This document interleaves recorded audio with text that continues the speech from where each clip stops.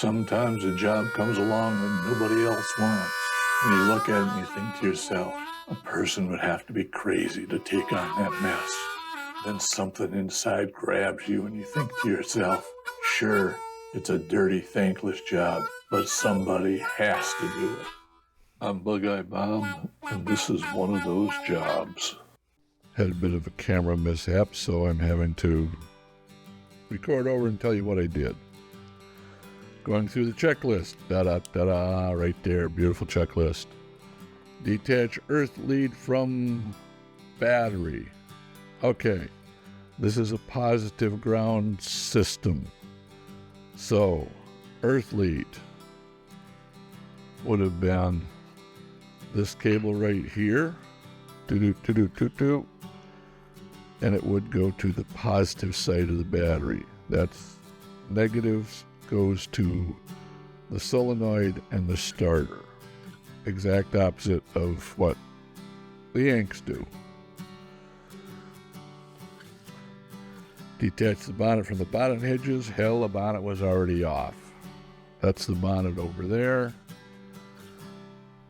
We Yanks call it a hood, but it's a bonnet. Remove the radiator.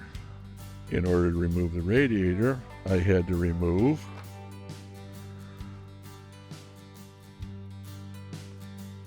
the bonnet prop, the little thingy that sat here for, where did it sit? Yeah, someplace like this. Somehow it sat, and it hooked to all of this, and it, what did it do? Oh, this is the air duct that goes back to the heater.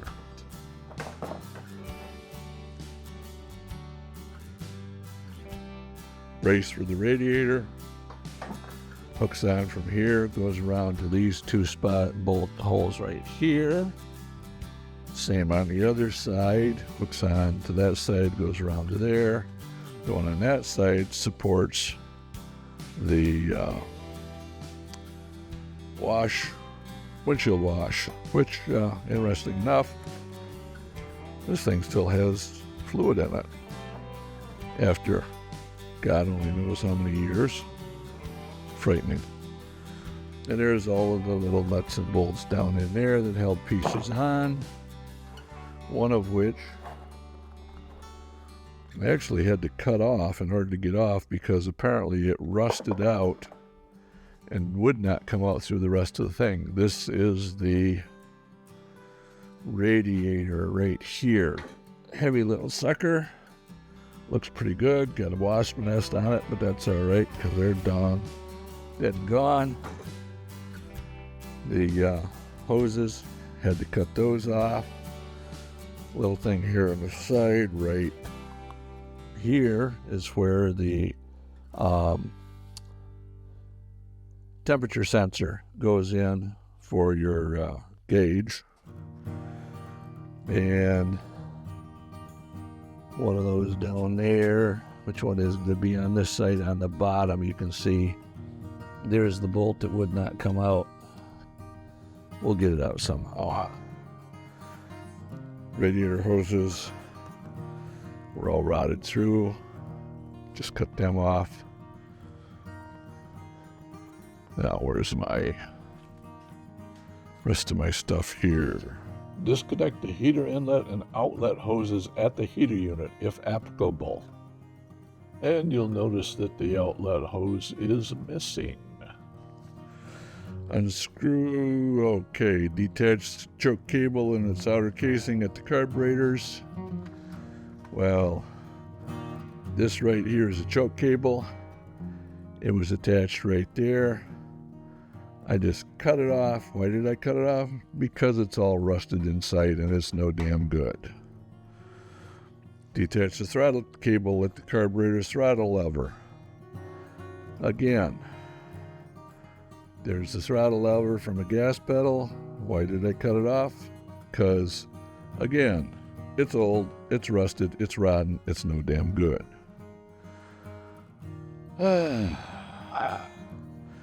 Unscrew the oil pressure gauge pipe at its terminal in the cylinder block.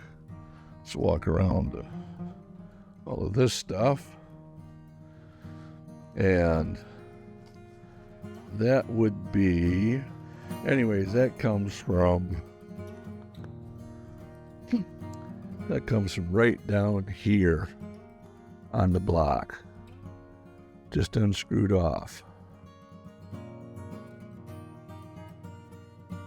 Next step after that is unscrew the reduction drive if fitted, complete with the tachometer drive cable from the rear of the generator. Right there's your generator. Here is your tachometer drive cable. Just unscrews. Looks very much like a speedometer cable with the square end on it there. Release the generator, coil, and distributor low tension cables. Okay, I'll show you where a couple of these are at, but I am just chopping them because all the wiring is trash. Release the high tension cables from their connections at the coil and the spark plug. Guess what? We don't have high tension cables. Didn't come with the car. In fact, the spark plugs weren't even in it when I got the car. That's the distributor down there. We'll get that out of the way so you can see right there's the distributor with a little vacuum advance on the top. Remove the distributor as detailed in the ignition section. Not going to do that. Remove the starter as described in the electrical system. Not going to do that. They are back enough out of the way. The friggin' oil filter fits out. Right down there is the oil filter. That sticks out further than that. Did, however, remove this little wire from the back of the starter, which goes up to the, you can't even call it a solenoid. It's basically a grab and yank and switch with a pull switch. Literally, pull switch. That's what it is. You got a little cable here that you yank on to make the thing start. Disconnect the petrol or gasoline inlet pipe at the fuel pump union. Well, that spot right there happens to be, that union happens to be right here. And what did I do? I cut it. Why? Because that's probably crap. Even though it's copper, I don't trust it. It's old and probably worn out.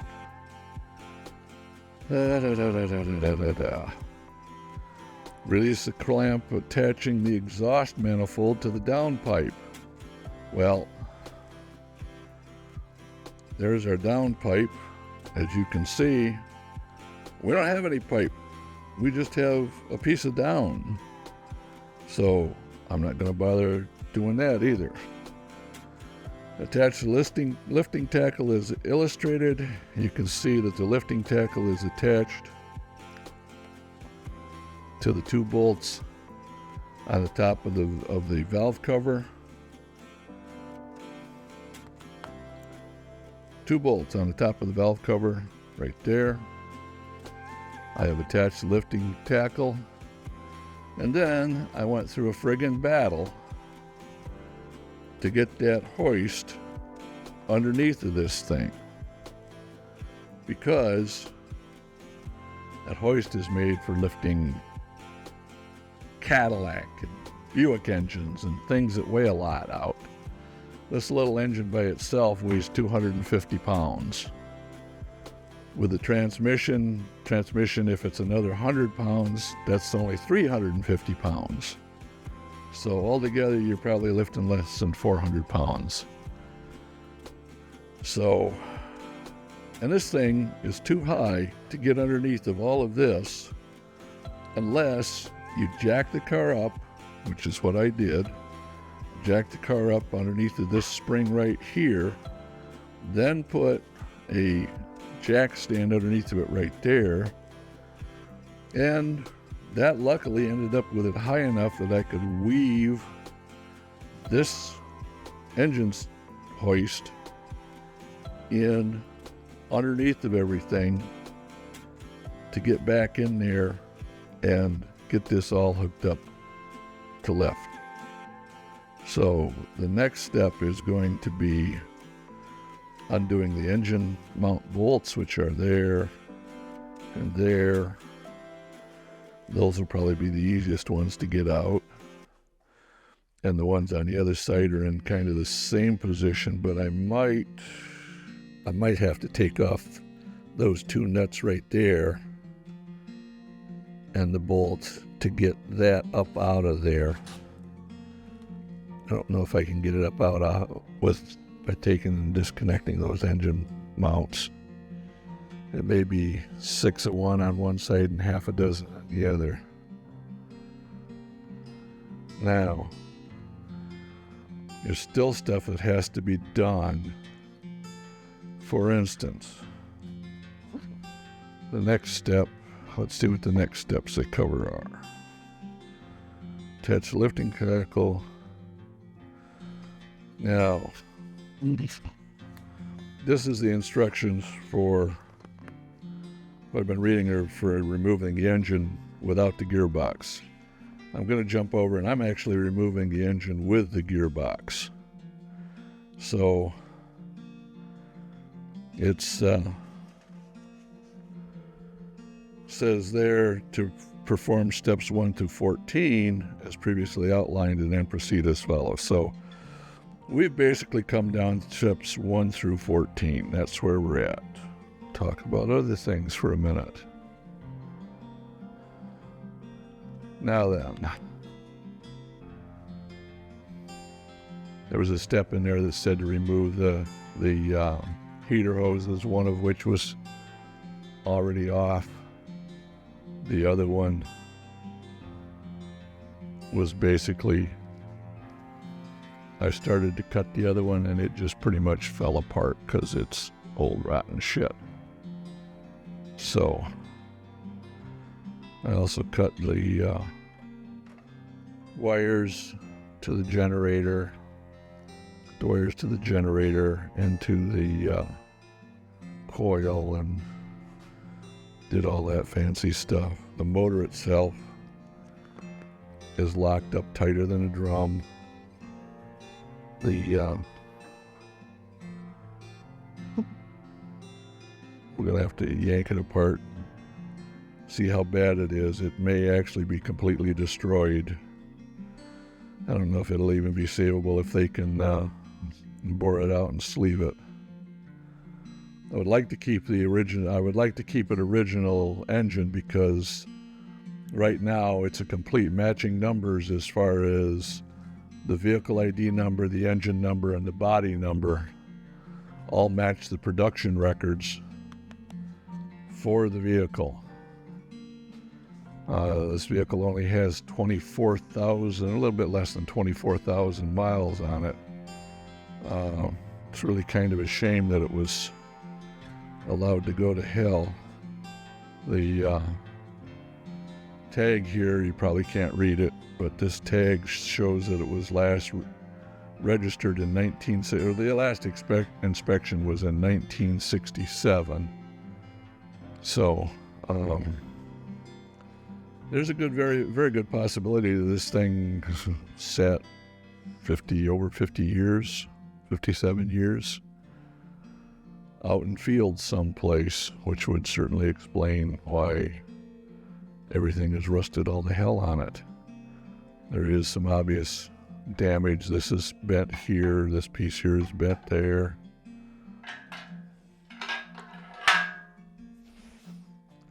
Lots of stuff to fix, but that's part of the game. You buy 1,400 pounds of rust and try to turn it into a Austin Healey Bug-Eye Sprite, and this is what you get, folks. The price was cheap, but it reflects the condition. All right, so one of the things you want to do when you take nuts and bolts off is slap them in a bag and put a tag on it saying what they go to, because sure as hell when you go to put it back together you will have no clue. All right, So here's the problem we got. Right now, as you can see, this thing is sitting on a jack stand. Setting on a jack stand right there. We needed to do that to get clearance in order to put these under here,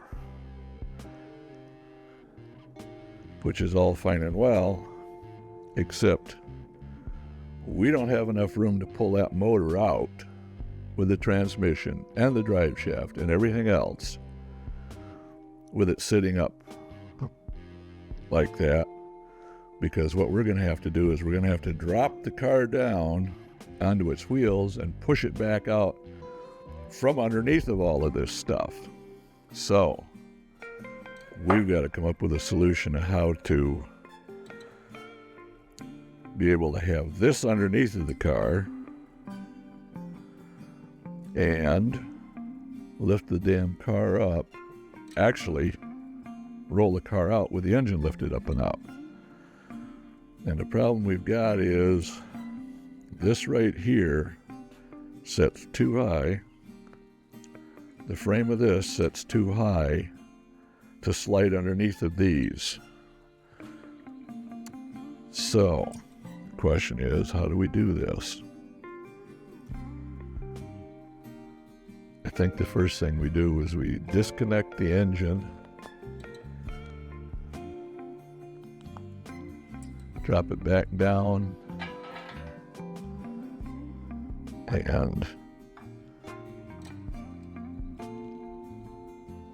there we go. We'll drop it back down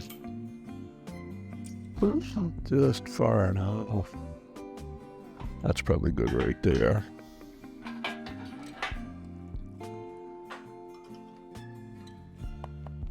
To get this up off of there, like that. That can stay where it's at. Now let's slide this back out. The A-frame up until we're off of the jack stand. There, we're off the jack stand. Slide the jack stand out from underneath the car and lowered it all back down slowly. That's fine right there. That's fine right there. Get out of there. Now, let's start doing some measuring.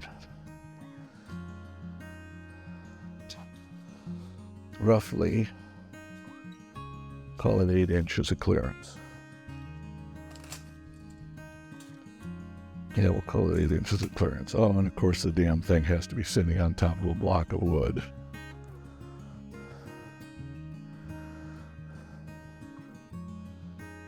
Well, that raises an interesting question. Is a 2x4 enough to give us the clearance we need? Let's find out. Right there's good.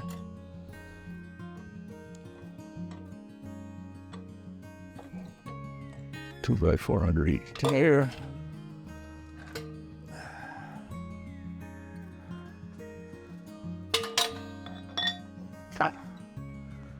That's a 2x4 under each tire, give us clearance.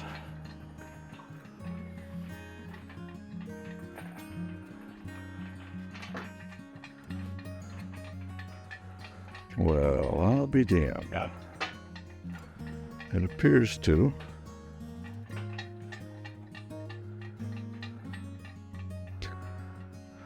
Okay.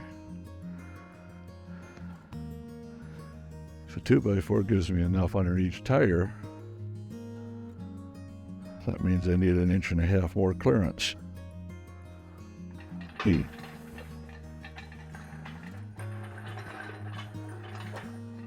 Oh. I think I know how to get that. They make special wheelie things, dollies that go underneath each wheel to help raise them up. So let's go buy a set. Please like, share, comment, and subscribe. For less than the price of a cup of coffee each month, you can support this project as a member on Patreon. See the links in the description below. Having determined that that crane will not fit underneath of there and we need to raise the car up, and having found out that 1.5 inches is enough, I got the brilliant idea of, well, instead of trying to put it on 2x4s and possibly have it do things I wouldn't want it to do, let's put it on some wheel dollies. Okay, let's see if we have enough to slide the wheel dolly under it. Not quite. Can we get enough to get it under?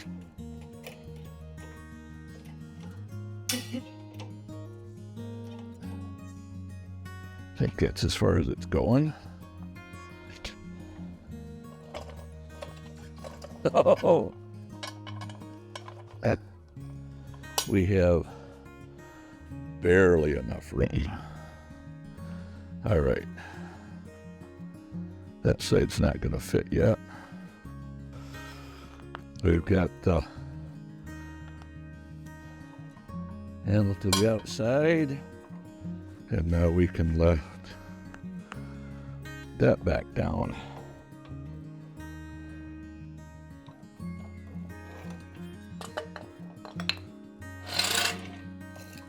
And we've gained a couple of inches of clearance.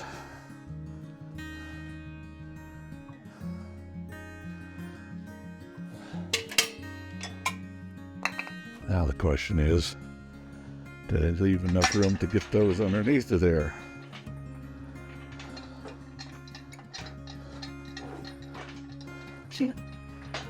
Hell no.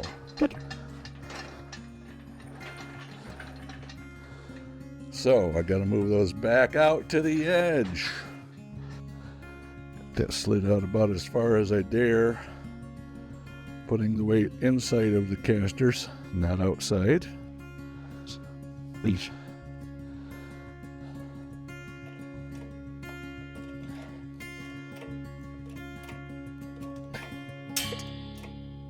That one looks like it's far enough up.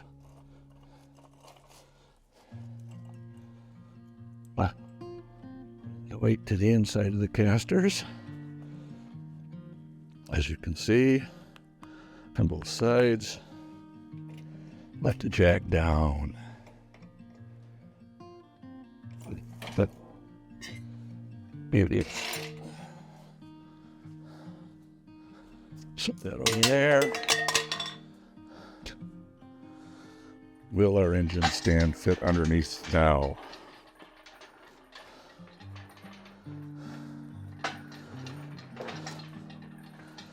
Yep. It sure as hell will.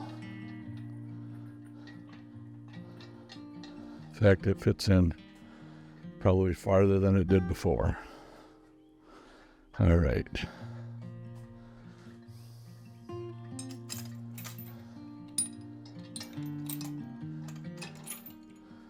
Takes care of that.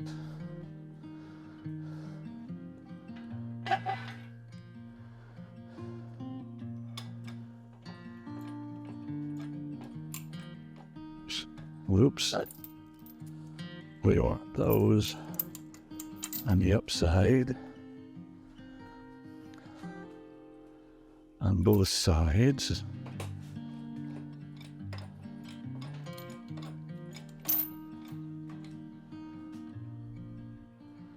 All right. Just a tiny bit of upward pressure on it. Looks to me like we're,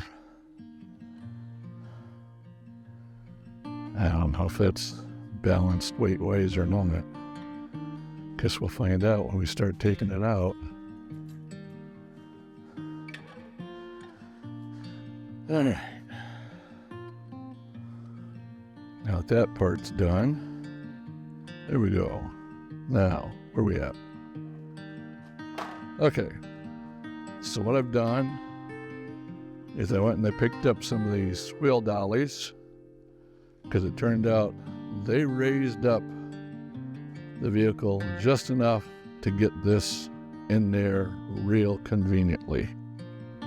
Get the hoist underneath it real fine. I originally bought 2 of them and then realized if I want, I can just shove the damn thing sideways. I can move it all the way around and I have to push it out and then steer it back in. So I bought 2 more. And now the next thing I'm going to do is I'm going to take out this heater, and I am just going to cut the cable once again. Oh my God, he's cutting the cable. Yes, I'm cutting the cable because it's rusted to all hell and it's no damn good.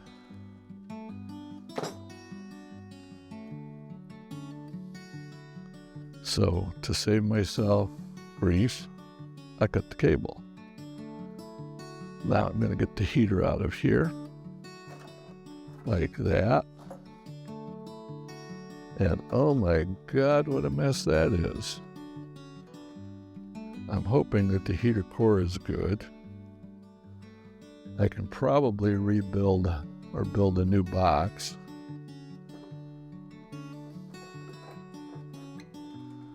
Hopefully I'll be able to save the label with the serial number and all of that on it. I mean, it would be nice to have all of that still available.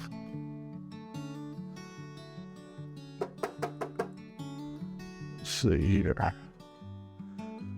I will set that over here for right now. Step down that way. All right. Obviously, what used to be a battery box is no more. And there's going to be a lot of sheet metal work on this. So the next thing, I guess, is we have to get in here and start removing some stuff. So the next thing I think we're going to need to take out. Yeah.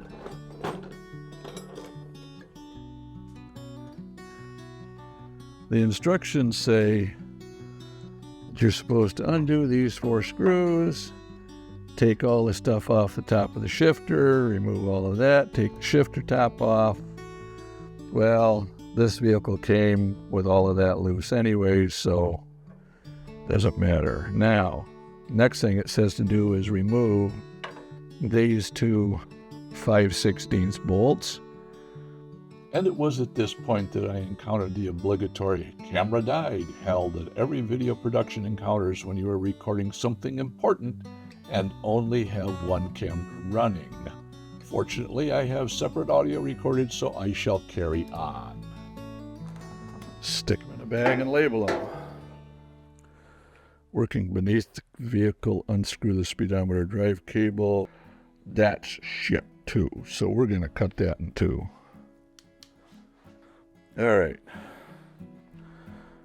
Detach the slave cylinder from the gearbox housing by unscrewing the 2 mounting set pins and withdrawing the push rod from the rear of the cylinder. One of those tubes there is for the brakes and one of them's for the hydraulic cylinder on the clutch. And I'm thinking that this one here comes to the brakes. That must mean this other one here is for the clutch. Is going to get cut off right here. Right there. So still don't cut all the way through.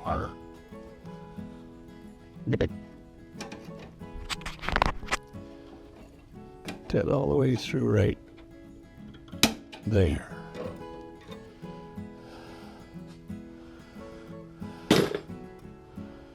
That takes care of those.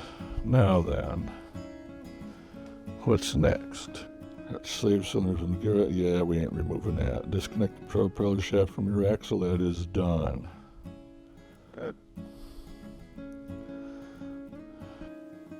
Unscrew the remaining 2 gearbox rear mounting set pins. These set pins or bolts are located on the underside of the vehicle just behind the transmission where the tunnel starts for the drive shaft. Okay, folks, there's a lot more to cover on this topic, so we'll stop here and pick back up with the next video. I really appreciate you watching and hope that, like me, you've learned a few things in this episode. Please like, subscribe, and comment on this video and share it with others. You can help support this project by becoming a member at patreon.com/BugeyeBob in the link below. Patreon paid members get early access to the videos and in the future will enjoy question and answer sessions and live streams. As this channel grows, future Patreon member benefits will include bonus or extended episodes, member names and credits, and the ability to suggest topics for future videos. You can follow this BugeyeBob restoration on YouTube and Facebook at the links below. Once again, thank you for liking, commenting, subscribing, and supporting this channel. And remember that sometimes the most important job you can do is a dirty, thankless job.